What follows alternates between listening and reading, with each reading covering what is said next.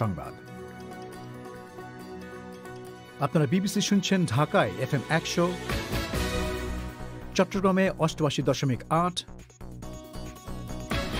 কুমিল্লায় 103.6। আপনারা যেখানে আছেন বিবিসি আপনার সাথেই আছে।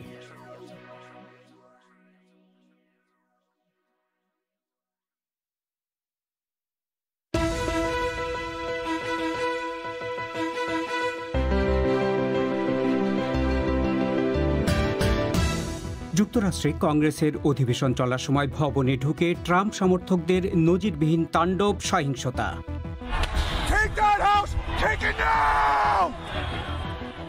4 জন নিহত। চাপের মুখে পড়া প্রেসিডেন্ট ট্রাম্প শান্তিপূর্ণভাবে ক্ষমতা হস্তান্তরের প্রতিশ্রুতি দিয়েছেন, কিন্তু আগেই তাকে ক্ষমতাচ্যুত করার কথা উঠছে। যুক্তরাষ্ট্রে অভূতপূর্ব এই ঘটনার বিস্তারিত এবং বিশ্লেষণ শুনবেন। আর সীমান্তে বিএসএফ এর গুলিতে বাংলাদেশি কিশোরী ফেলানী হত্যার বিচার 10 বছরেও হয়নি। যখন আমার মেয়ে মারা গেল তখন তো সরকারে তো অনেক বিচারটার জন্য আশা দিয়েছিল, কিন্তু একে একে 10 বছর পূর্ণ হয়ে গেল, এখন আমরা বিচার পাচ্ছি না। ফেলানীর মা। এসব নিয়ে শুরু হচ্ছে বিবিসি বাংলার আজকের প্রবাহ।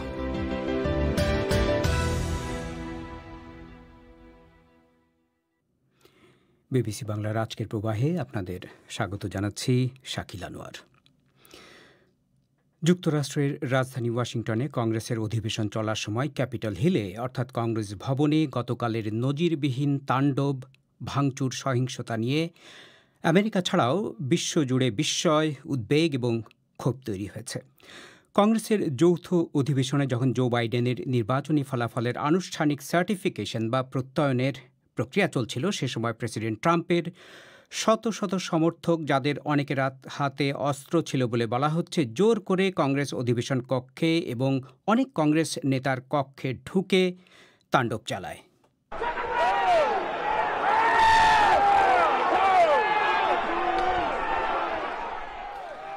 ভাইস প্রেসিডেন্ট মাইক পেন্স সহ কংগ্রেস সদস্যদের দ্রুত নিরাপদ জায়গায় নিয়ে যাওয়া হয়। পরে পরিস্থিতি নিয়ন্ত্রণে আসার পর গভীর রাতে অধিবেশন আবারও শুরু করে কংগ্রেস জো বাইডেনের বিজয়কে নিশ্চিত করে। The whole number of electors appointed to vote for President of the United States is 538. Within that whole number, a majority is 270. জো বাইডেনের প্রেসিডেন্ট হিসাবে অনুমোদন করার কথা ঘোষণা করছিলেন ভাইস প্রেসিডেন্ট মাইক পেন্স। সহিংসতায় 4 জনের মৃত্যুর খবর পাওয়া গেছে।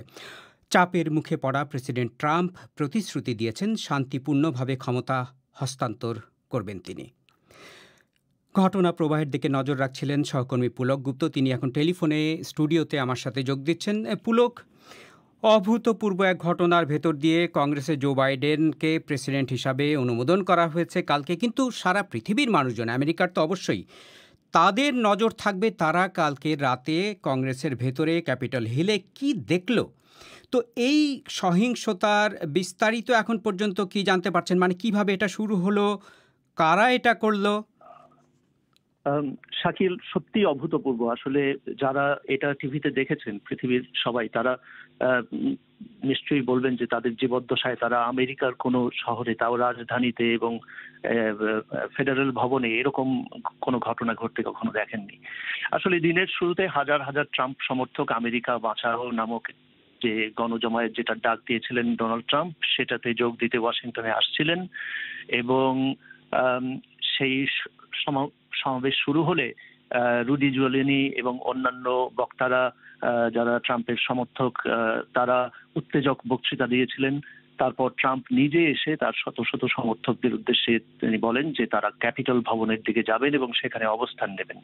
এবং তখন জনতা সেই কংগ্রেস ভবনের দিকে যেতে শুরু করে এবং এক পর্যায়ে পুলিশের সঙ্গে তাদের বিক্ষিপ্ত সংঘর্ষ শুরু হয় এবং তারা ভবনের ভেতরে ঢুকে পড়ে এবং জিনিসপত্র ভাঙচুর করে। স্পিকার ন্যান্সি পেলোসির কক্ষ, অধিবেশন কক্ষ, কংগ্রেস সদস্যদের কক্ষ, সবখানেই ঢুকে পড়ে তারা এবং তারা ভাঙচুর তাণ্ডব চালাতে থাকে, জিনিসপত্র লণ্ডভণ্ড করে।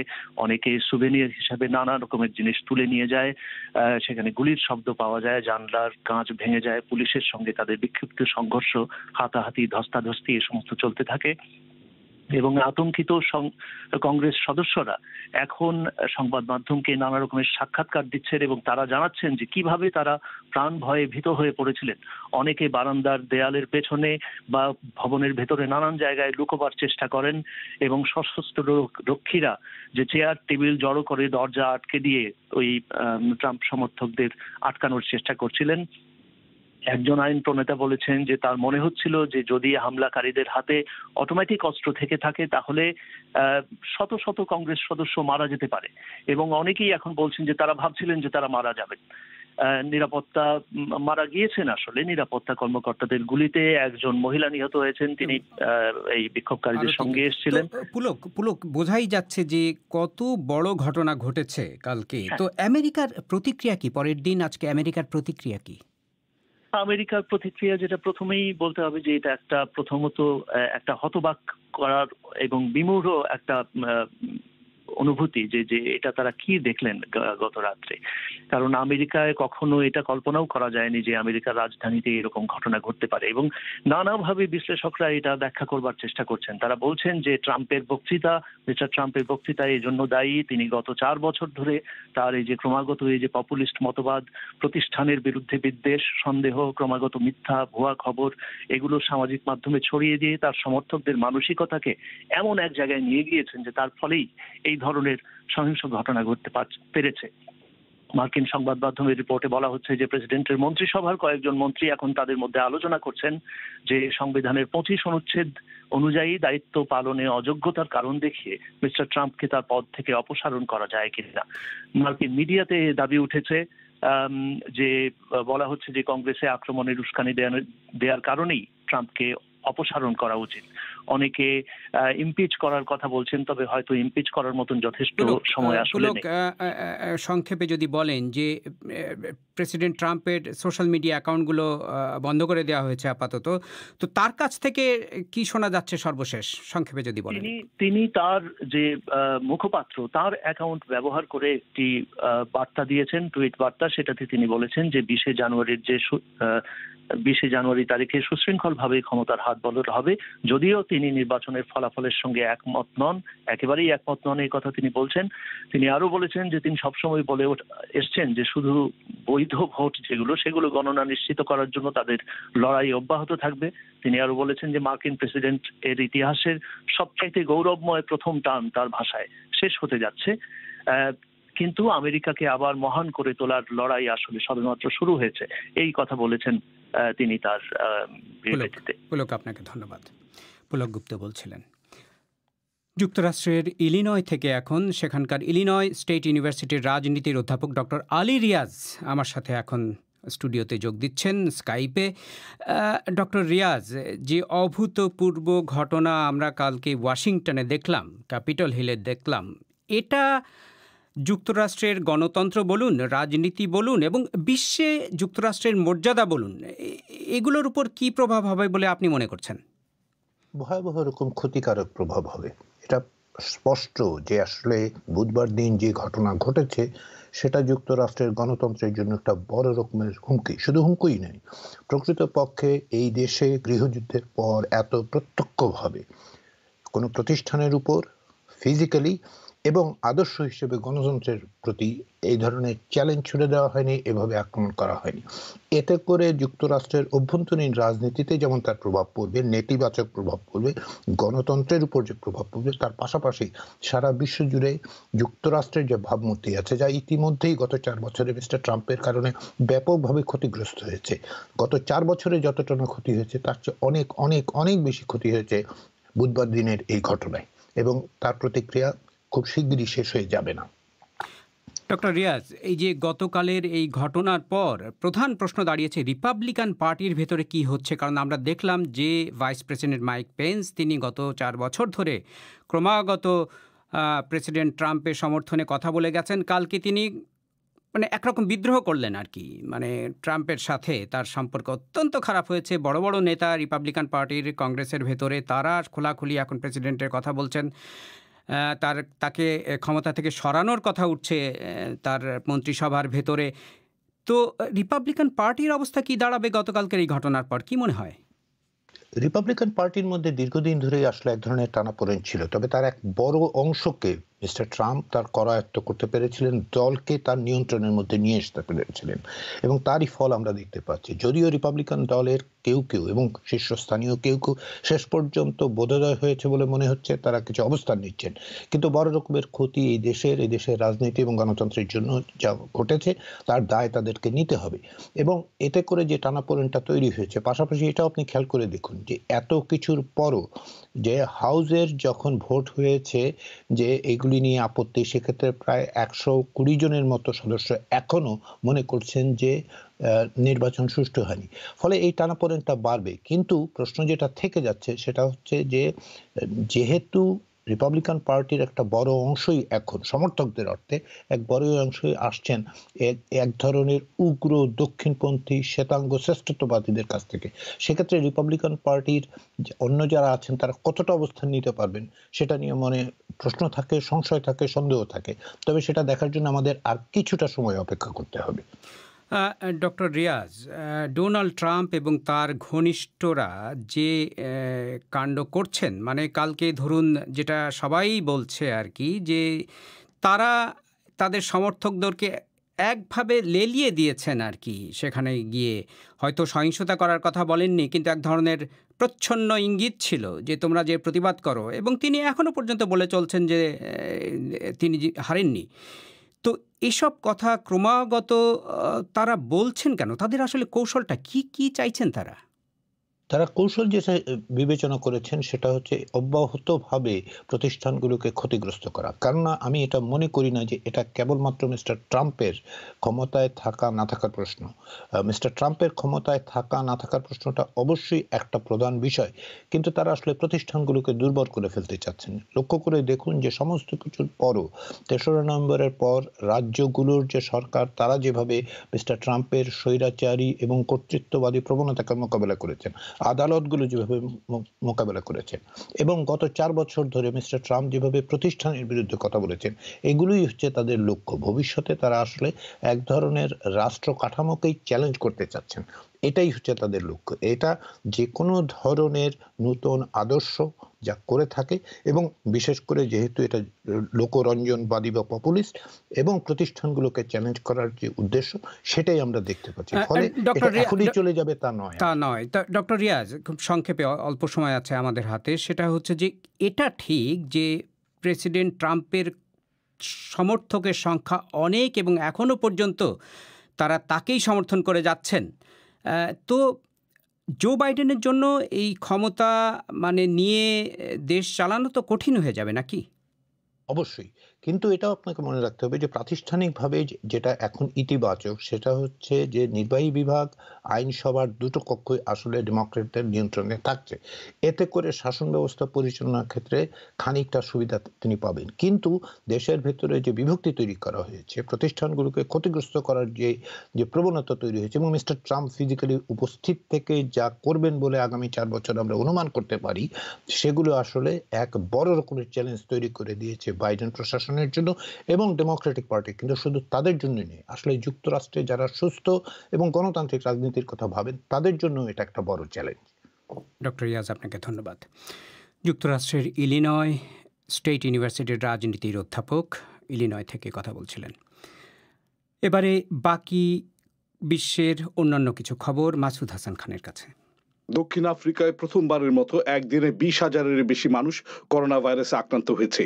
একদিনে দেশটিতে মৃতের সংখ্যাও ছিল 840, যা এ যাবৎ একদিনের হিসাবে সর্বোচ্চ।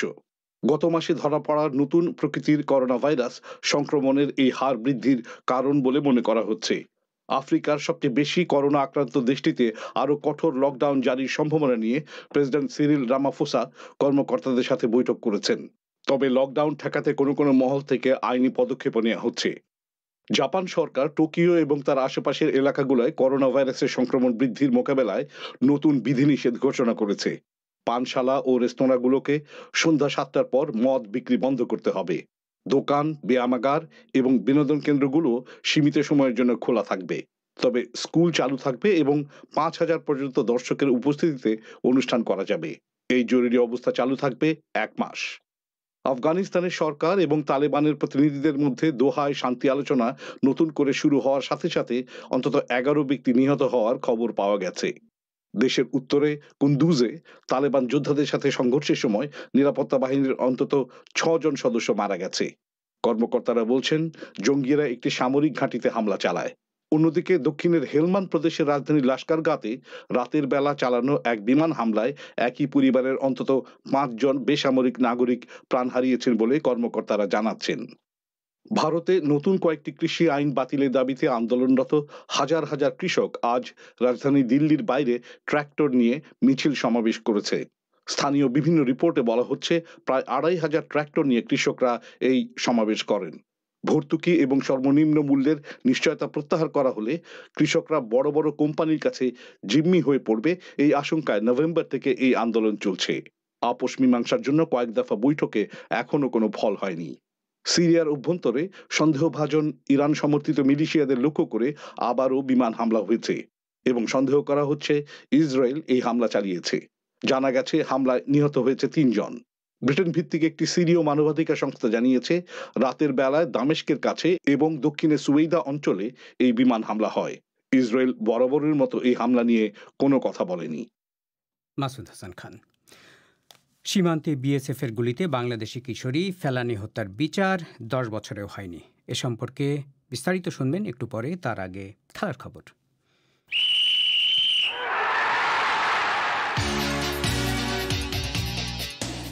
খেলার খবর পড়ছি রায়হান মাসুদ।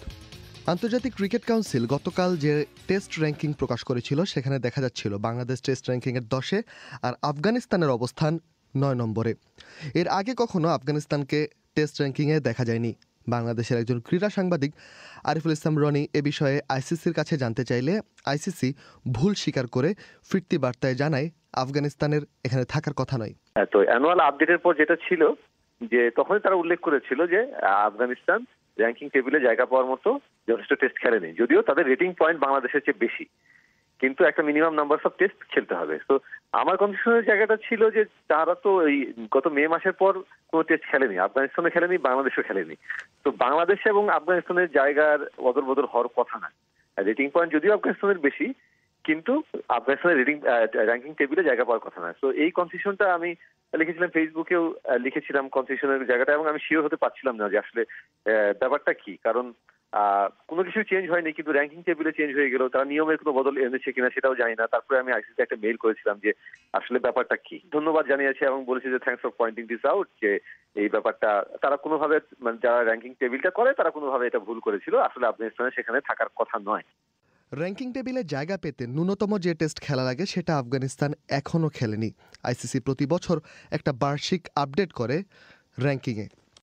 যদিও আফগানিস্তান এখনও টেস্ট র্যাঙ্কিংয়ে অন্তর্ভুক্ত নয়, তবুও বাংলাদেশের চেয়ে রেটিং পয়েন্ট বেশি আফগানিস্তানের। হৃদরোগ নিয়ে হাসপাতালে ভর্তি হবার 5 দিন পর বৃহস্পতিবার হাসপাতাল থেকে ছাড়া পেয়েছেন সৌরভ গাঙ্গুলি। কলকাতার উডল্যান্ড হাসপাতালের সামনে প্রচুর মানুষের ভিড় দেখা যায়। আজ হাসপাতাল থেকে ছাড়া পেয়ে ভারতের cricket board president Sourav Ganguly সবার উদ্দেশ্যে হাত নাড়েন ও ধন্যবাদ জানান। মঙ্গলবার চিকিৎসকরা বলছিলেন সৌরভ গাঙ্গুলি ছাড়া পাবেন 6 জানুয়ারি, তবে একদিন পর তিনি বাসায় ফিরেছেন। উডল্যান্ড হাসপাতাল কর্তৃপক্ষ, চিকিৎসক ও নার্সদের ধন্যবাদ জানিয়েছেন তিনি। ওদিকে আজ নতুন রূপে মাঠে ফিরেছেন সাকিব আল হাসান। ওয়েস্ট ইন্ডিজের বিপক্ষে সিরিজের আগে এখন চলছে ঐচ্ছিক অনুশীলন। বাংলাদেশ জাতীয় ক্রিকেট দলের ক্রিকেটারদের নিয়মিত দেখা যাচ্ছে মিরপুর স্টেডিয়ামে। আজ দেখা গেছে সাকিব আল হাসানকে একেবারে নতুন চুলের ছাটে মাঠে ফিরেছেন বাংলাদেশের অন্যতম সেরা এই ক্রিকেটার। 20 জানুয়ারি থেকে শুরু হবে ওয়েস্ট ইন্ডিজ ও বাংলাদেশের ওয়ানডে সিরিজ। ইংল্যান্ডের ম্যান ইউনাইটেড তারকা মার্কাস রাশফোর্ডের মূল্য হতে পারে 150 মিলিয়ন পাউন্ড। এই তথ্য এসেছে ইন্টারন্যাশনাল সেন্টার ফর স্পোর্টস স্টাডিজের ফুটবল বিষয়ক পর্যবেক্ষণ থেকে। এই তালিকায় আছেন ডটমুন্ডের আর্লিং হ্যালান্ড, লিভারপুলের ট্রেন্ট আলেকজান্ডার আর্নল্ড এবং ম্যান ইউনাইটেডের পর্তুগিজ তারকা ব্রুনো ফার্নান্দেজ। কিলিয়ান এমবাপে আছেন 5 নম্বরে। ইংলিশ লিগ কাপে গতরাতে হেরে গেছে ম্যানচেস্টার ইউনাইটেড। ম্যানচেস্টার সিটি 2-0 গোলের জয় নিয়ে ফাইনালে উঠেছে। ওদিকে লিওনেল মেসির জোড়া গোলে অ্যাথলেটিক বিলবাওকে হারিয়েছে বার্সেলোনা। সিডনিতে আজ শুরু হয়েছে ভারত অস্ট্রেলিয়ার মধ্যকার তৃতীয় টেস্ট ম্যাচ। এই ম্যাচে টেস্ট ক্রিকেটের 144 বছরের ইতিহাসে এই প্রথম কোনো নারী ম্যাচ অফিসিয়াল দায়িত্ব পালন করছেন পুরুষদের টেস্ট ক্রিকেটে। তার নাম ক্লেয়ার পোলোসাক। এর আগে তিনি পুরুষদের ওয়ানডে ক্রিকেটেও দায়িত্ব পালন করেন। সিডনি টেস্টে অস্ট্রেলিয়া আজ পুরো দিন ব্যাট করে 2 উইকেট হারিয়ে 166 রান তুলেছে, যদিও বৃষ্টির কারণে খেলা হয়েছে মাত্র 55 ওভার। আপনারা শুনছেন বিবিসি বাংলার সন্ধেবেলার অধিবেশন প্রবাহ। বাংলাদেশ ভারত সীমান্তে বিএসএফের গুলিতে কিশোরী ফেলানী হত্যার ঘটনা 10 বছর আজ, কিন্তু এত বছরেও বিচার পায়নি নিহতের পরিবার। 2011 সালের এই দিনে বাংলাদেশের কুড়িগ্রাম সীমান্তের কাঁটাতারে গুলিবিদ্ধ কিশোরী ফেলানীর ঝুলে থাকা লাশের ছবি বিশ্বব্যাপী ব্যাপক সমালোচনার জন্ম দেয়।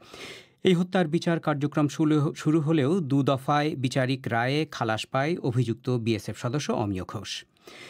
এই রায় প্রত্যাখ্যান করে ভারতের একটি মানবাধিকার সংগঠন ফেলানীর পরিবারের পক্ষে ভারতীয় সুপ্রিম কোর্টে রিট আবেদন করে, কিন্তু 5 বছর ধরে শুনানির তারিখ ক্রমাগত পিছিয়েছে। এ নিয়ে হতাশা প্রকাশ করেছে ফেলানীর পরিবার। আরও শুনুন সঞ্জনা চৌধুরীর কাছে। 2011 সালের 7 জানুয়ারি বাংলাদেশের কুড়িগ্রাম জেলার ফুলবাড়ী উপজেলার অনন্তপুর সীমান্তে ভারতীয় রক্ষী বাহিনী বিএসএফের গুলিতে নিহত হন 14 বছরের কিশোরী ফেলানী খাতুন। 4.5 ঘণ্টা ধরে কাঁটাতারে ঝুলন্ত অবস্থায় ফেলে রাখা হয় তার লাশটি। পরে বিএসএফ লাশ সরিয়ে নেয় এবং 2 দিনব্যাপী পতাকা বৈঠক শেষে হত্যার 30 ঘণ্টা পর ফেলানীর লাশ বিজিবির কাছে হস্তান্তর করে বিএসএফ। ওই দিনই ময়নাতদন্ত শেষে দাফন করা হয় ফেলানীকে। ফেলানীর সেই ঝুলে থাকা লাশের ছবি নিয়ে বাংলাদেশ সহ বিশ্বব্যাপী সমালোচনার ঝড় উঠলে ভারতে হত্যার বিচার কার্যক্রম শুরু হয়, কিন্তু আজ পর্যন্ত যা নিষ্পত্তি হয়নি। বিচার বারবার পিছিয়ে যাওয়ায় হতাশ ফেলানীর মা জাহানারা বেগম। যখন আমার মেয়ে মারা গেল তখন তো সরকারে তো অনেক বিচারটার জন্য আশা দিয়েছিল, কিন্তু একে একে 10 বছর পূর্ণ হয়ে গেল, এখন আমরা বিচার পাচ্ছি না। সরকার মিলে যেন বিচারটা করে, আমার পাশে যেন সরকার দাঁড়ায়। ভারত সরকারের কাছে দাবি, আমি কিভাবে চলবো এই ক্ষতিপূরণটাও যেন ভারত সরকারে দেয়। কিন্তু এই দিনটা আসলে আমি যে কিরকম হয়ে যাই তা নিজেও বলতে পারি না। মানুষের মরণ তো হয়ই, কিন্তু এইভাবে মরণটা কোনো মার সন্তানকে যেন না দেয়। ফেলানী হত্যার 2.5 বছর পর 2013 সালে ভারতের জেনারেল সিকিউরিটি ফোর্সেস আদালতে এর বিচার কাজ শুরু হয়। পরের মাসেই বিএসএফ জওয়ান আসামি অমিয় ঘোষকে খালাস দেয় বিএসএফের ওই বিশেষ আদালত। এরপর রায় প্রত্যাখ্যান করে ভারতীয় হাইকমিশনের মাধ্যমে পুনর্বিচারের দাবি জানান ফেলানীর বাবা। এর প্রেক্ষিতে 2014 সালে আবারও বিচার কাজ শুরু হয়। পরের বছর সেটিতেও খালাস পান অমিয় ঘোষ। ওই বছরই ভারতের মানবাধিকার সুরক্ষা মঞ্চ এই হত্যা মামলার পুনর্বিচার ও ক্ষতিপূরণের দাবিতে ফেলানীর বাবার পক্ষে ভারতের সুপ্রিম কোর্টে একটি রিট পিটিশন করে। দফায় দফায় নতুন তারিখ ধার্য হলেও মামলার শুনানি আজও ঝুলে আছে। সীমান্ত হত্যার বিচারের দাবিতে বাংলাদেশ সরকার সোচ্চার ভূমিকায় না থাকায় সীমান্তে প্রতিনিয়ত মানবাধিকার লঙ্ঘন হচ্ছে বলে অভিযোগ করেন আইন ও সালিশ কেন্দ্রের সিনিয়র সমন্বয়কারী আবু আহমেদ ফয়জুল করিম। শুধু ফেলানী নয়, সকল বর্ডারে যত মানুষ সীমান্ত রক্ষা বাহিনীর হাতে নিহত হয়েছে প্রত্যেকটি বিচার হওয়া উচিত। এই জন্য একজন বাংলাদেশের নাগরিক যখন ভিন দেশের সীমান্ত রক্ষীর কাছে নিহত হয়, তখন বাংলাদেশ সরকারের দায়িত্ব তার নাগরিক হত্যাকাণ্ডের বিচার চাওয়া কিংবা এটার প্রতিবাদ করা। আমরা কিন্তু সেই জিনিসটা সেইভাবে আমরা দেখছি না। আমরা সরকারের কাছে দাবি রাখি অবশ্যই আপনাকে পদক্ষেপ নিতে হবে এবং সেটা দৃশ্যমান। ভারত সরকারের সঙ্গে যে একটা চাপ তৈরি করে, তাহলে এটার অগ্রগতি হয়তোবা দৃশ্যমান হবে। বাংলাদেশের জাতীয় সংসদে উত্থাপিত তথ্য অনুযায়ী গত 10 বছরে ভারত বাংলাদেশ সীমান্তে 332 জনের প্রাণহানি হয়েছে। যদিও মানবাধিকার সংস্থাগুলোর মতে এই সংখ্যা আরও বেশি। অথচ সীমান্ত হত্যা বন্ধে বিজিবি ও বিএসএফের শীর্ষ পর্যায়ের সম্মেলনে সীমান্তে প্রাণঘাতী অস্ত্র ব্যবহার না করা সহ আরও নানা বিষয়ে সিদ্ধান্ত হয়েছিল। দুই দেশের রাজনৈতিক পর্যায়ের আলোচনাতেও ভারত সীমান্ত হত্যা শূন্যে নামিয়ে আনার প্রতিশ্রুতি নেওয়া হয়েছিল, কিন্তু বাস্তবে তার প্রতিফলন তেমন দেখা যায়নি। সীমান্ত হত্যা ঠেকাতে বাংলাদেশ কেন আরও কঠোরভাবে ভারত সরকারের ওপর চাপ প্রয়োগ করতে পারছে না, প্রশ্ন রেখেছিলাম বর্ডার গার্ড বাংলাদেশের পরিচালক ফয়জুর রহমানের কাছে। এই সীমান্তরক্ষী কোনো বাহিনী কিন্তু আসলে হত্যা জিনিসটাকে কেউই ওয়েলকাম করে এবং সবসময় আমরা এই ব্যাপারে তাদের সঙ্গে আলোচনা করি। এখন দীর্ঘ সীমান্ত সুরক্ষিত করার জন্য আমাদের সরকার অন্তত এত বেশি আন্তরিক এবং এত উদ্যোগগুলো নিয়েছে, এটা অবশ্যই আমাদের এই ব্যাপারটার প্রতি সিরিয়াসনেসের প্রতিফলন। যে অরক্ষিত সীমান্ত এলাকায় নতুন করে ব্যাটালিয়ন গঠন, নতুন নতুন গেজেট ইনকর্পোরেশন, বড় surveillance system, tactical response system, এবং এছাড়াও যে ভিশন 2041 এর প্রেক্ষাপটে যেই ধরনের উদ্যোগগুলো নেওয়া হবে সামনে, এগুলো অবশ্যই আমাদের সীমান্তকে আরো বেশি সুরক্ষিত করবে। ফেলানীকে হত্যার মাধ্যমে আন্তর্জাতিক মানবাধিকার সনদ ও জাতিসংঘ শিশু অধিকার সনদের সুস্পষ্ট লঙ্ঘন হয়েছে। এ বিষয়ে বাংলাদেশ সরকারকে এখন থেকেই ন্যায় বিচার আদায়ে চাপ দিয়ে যেতে হবে বলে পরামর্শ দিয়েছেন মানবাধিকার কর্মীরা। সঞ্জনা চৌধুরী। বাংলাদেশে ফেসবুকে আজ মানুষজন কি নিয়ে কথা বলছেন? আফরোজা নীলা। ধন্যবাদ শাকিল। সোশ্যাল মিডিয়ায় আজ সবচেয়ে বেশি ট্রেন্ডিং আমেরিকার কংগ্রেস ভবনে ট্রাম্প সমর্থকদের ঢুকে পড়ার পর সংঘর্ষের ঘটনাটি। এর পাশাপাশি আরও যেসব খবর ট্রেন্ড করছে সেগুলো জানিয়ে দিতে হাজির হয়েছি আমি আফরোজা নীলা, আর সাথে আছি আমি নাগিব বাহার। কিছুক্ষণ আগে আমাদের অনুষ্ঠানে শুনছিলেন আমেরিকার কংগ্রেসে জো বাইডেনকে আনুষ্ঠানিকভাবে প্রেসিডেন্ট হিসেবে অনুমোদন, এবং এর আগে ক্যাপিটল হিলে অধিবেশন চলার সময় ডোনাল্ড ট্রাম্পের শত শত সমর্থক ঢুকে পড়া ও সংঘর্ষের খবরটি এখন সোশ্যাল মিডিয়ার সব প্ল্যাটফর্মে সবচেয়ে বেশি ট্রেন্ডিং। এ নিয়ে বিভিন্ন ধরনের মন্তব্য রয়েছে, যেমন মাসুম বিল্লাহ মন্তব্য করেছেন এটাই উনাদের গণতন্ত্র, আবার উনারা পৃথিবীর মানুষকে গণতন্ত্রের কথা বলেন, এটা হাস্যকর। মনোয়ার আলমের মন্তব্য শুধু ক্ষমতার মোহে এত কিছু। আর গাজী মিজানুর রহমান লিখেছেন নির্বাচন নিয়ে মারামারি খুনাখুনি যুক্তরাষ্ট্রের মতো একটি দেশের কাছে অপ্রত্যাশিত, তারাই আবার সারা বিশ্বে গণতন্ত্রের ঝান্ডা ওড়ায়। এই সমস্যা দ্রুত সমাধান কল্পে ও গণতন্ত্র রক্ষায় দ্রুত রাশিয়া ও চীনের কার্যকর ভূমিকা দেখতে চাই, এটি লিখে তিনি একটি হাসির ইমোজি ব্যবহার করেছেন। এই বিষয়ে আরও বেশ কিছু মন্তব্য রয়েছে, যেমন শান্ত ইসলাম লিখেছেন এটা অন্য কোনো দেশে হলে আমেরিকা এখন সৈন্য পাঠানোর আহ্বান জানাতো। আবার আলামিন শরীফ লিখেছেন পৃথিবীতে সুস্থ গণতন্ত্রের উদাহরণ দেবার মতো আর কোনো দেশই রইল না। বিভিন্ন ধরনের মন্তব্য আছে, অনেকে ছবি পোস্ট করে ট্রল করছেন। নাগিব, আপনি নিশ্চয়ই দেখেছেন, যেমন জাকির নামের একজন একটি ছবি পোস্ট করে লিখেছেন আমেরিকার প্রশাসন অনেক দুর্বল, বাংলাদেশ থেকে ট্রেনিং নেওয়া উচিত। যেরকম আপনি বলছিলেন যে বিভিন্ন ধরনের আসলে এই বিষয় নিয়ে জোক, মজা এবং ট্রল আসলে সোশ্যাল মিডিয়া ছড়িয়ে পড়েছে। মামুন রেজা মন্তব্য করেছেন এটা তো আমাদের পল্টন ময়দান মনে হচ্ছে, অর্থাৎ বাংলাদেশের রাজনৈতিক প্রেক্ষাপটের সাথে তুলনা করে। আর মণি বর্মন মন্তব্য করেছে যে সব দক্ষিণ এশিয়ার দেশগুলোর অবদান। এবং অনেকে পুরনো একটি খবর শেয়ার করছেন, গত বছর নভেম্বর মাসের একটি খবর। আমেরিকার নির্বাচনের ভোট গণনা নিয়ে যখন আলোচনা উঠেছিল তখন বাংলাদেশের প্রধান নির্বাচন কমিশনার বলেছিলেন যে আমেরিকা ইউরোপ থেকে আমাদের শেখার আছে, কিন্তু আমাদের কাছ থেকেও আমেরিকার শিক্ষা নেওয়া উচিত। এই মন্তব্যটি সেই সময় তিনি করেছিলেন এবং সেগুলো আজ অনেকেই শেয়ার করছেন। ঠিক বলেছেন নীলা। এর পাশাপাশি ডোনাল্ড ট্রাম্পের ফেসবুক ও টুইটার অ্যাকাউন্ট বন্ধ করে দেওয়ার খবরটিও আছে আলোচনায়। এর পাশাপাশি আরেকটি খবর আজকে বাংলাদেশের সোশ্যাল মিডিয়ায় মোটামুটি ট্রেন্ডিং, সেটা হচ্ছে আগামী 5 বছর ইলিশ রফতানি করা যৌক্তিক হবে না, মৎস্য ও প্রাণী সম্পদ মন্ত্রী এরকম একটি মন্তব্য করেছেন। জানা যাচ্ছে গতকাল বুধবার সচিবালয়ে সাংবাদিকদের সাথে আলাপকালে মৎস্য ও প্রাণী সম্পদ মন্ত্রী জানান যে দেশের চাহিদার কথা মাথায় রেখে আগামী 5 বছর ইলিশ রফতানি করা যৌক্তিক হবে না। তিনি এটাও বলেছেন যে গ্রামের সব মানুষকে পর্যাপ্ত পরিমাণ ইলিশ খাওয়ার সুযোগ করে দিতে চান, এমনটা বলা হচ্ছে প্রতিবেদনগুলোতে। খবরটি শেয়ার করে মোহাম্মদ লাবলু লিখেছেন সিদ্ধান্ত যদি সত্যি হয় তাহলে ধনী গরিব সবাই ইলিশ খেতে পারবে, দেশের সুস্বাদু মাছ খেতে পাওয়ার স্বাদই আলাদা। আর মাঝেরুল ইসলামের মন্তব্য, আশা করি সবাই যেন সাধ্যের মধ্যে পায় এবারের ইলিশ মাছ। আবরিয়া হানি এই বিষয়ে লিখেছেন 5 বছরে ইলিশ সবগুলো 6 বছরের মাথায় বন্ধুকে দিয়ে দেওয়ার জন্য। শফিউল্লাহ সিফাত আসলে আগের মন্তব্যটির সাথেই একই ধরনের একটি মন্তব্য করেছেন, যেটা হচ্ছে তিনি বলছেন ভালো সিদ্ধান্ত, কিন্তু ভারতকে উপহার না দিলেই হবে। আর মুজিবুর রহমানের মন্তব্যটা কিছুটা ভিন্ন। তিনি লিখেছেন আগামীতে ইলিশ উৎপাদন বাড়বে এমন নিশ্চয়তা নেই, সবই প্রকৃতির উপর নির্ভরশীল। এদিকে হাসপাতাল থেকে বাসায় ফিরেছেন সৌরভ গাঙ্গুলি, এই খবরটিও বেশ ট্রেন্ড করছে। হৃদরোগ নিয়ে হাসপাতালে ভর্তি হবার 5 দিন পর আজ বৃহস্পতিবার তিনি হাসপাতাল থেকে ছাড়া পেয়েছেন। আর এই খবর জেনে অনেক ক্রিকেট ভক্ত শুভ কামনা জানাচ্ছেন, যেমন রকিবুল হাসান এই খবরটির নিচে লিখেছেন অনেক গ্রেট খেলোয়াড় হয়তো কালে কালে আসবে, কিন্তু সৌরভ সবসময় সবার থেকে ভিন্নভাবে থাকবে তার ভক্তদের মাঝে। আবার এ নিয়ে বেশ একটু হাস্যরসাত্মক মন্তব্য কিন্তু কয়েকজন করেছেন, একটু কিছুটা ব্যঙ্গাত্মক। যেমন নূরে আজম লিখেছেন আপনি কি ভারতের টেস্ট দলের 36 রানে অল আউটের কথা শুনে অসুস্থ হয়ে গিয়েছিলেন? আর সৌরভ গাঙ্গুলি হাসপাতাল ছেড়ে যাচ্ছেন, এই খবরটি ভারতীয় কয়েকটি গণমাধ্যম সরাসরি প্রচার করায় সেটি নিয়েও নানা ধরনের প্রতিক্রিয়া জানিয়েছেন সোশ্যাল মিডিয়া ব্যবহারকারীরা। যেমন সুজয়কর লিখেছেন যে দিল্লির আন্দোলনটাও সরাসরি দেখাবেন প্লিজ। পান্না লাল কোনারের মন্তব্য, আমরা সকলেই খুব খুশি, এবার মিডিয়া অন্য অনেক কিছু আছে সেই বিষয়গুলো মনোযোগ দিন। এরকমই নানা ধরনের প্রতিক্রিয়া দেখা যাচ্ছে। আর এসবই ছিল আমাদের আজকের আপডেট। ধন্যবাদ সবাইকে সঙ্গে থাকার জন্য।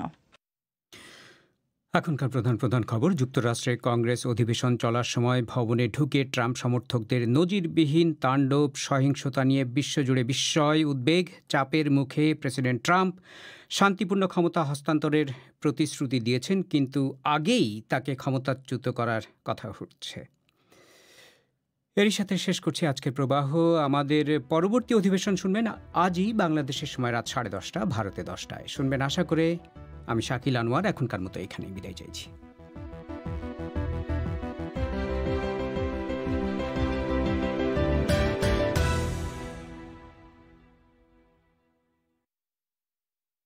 is the BBC.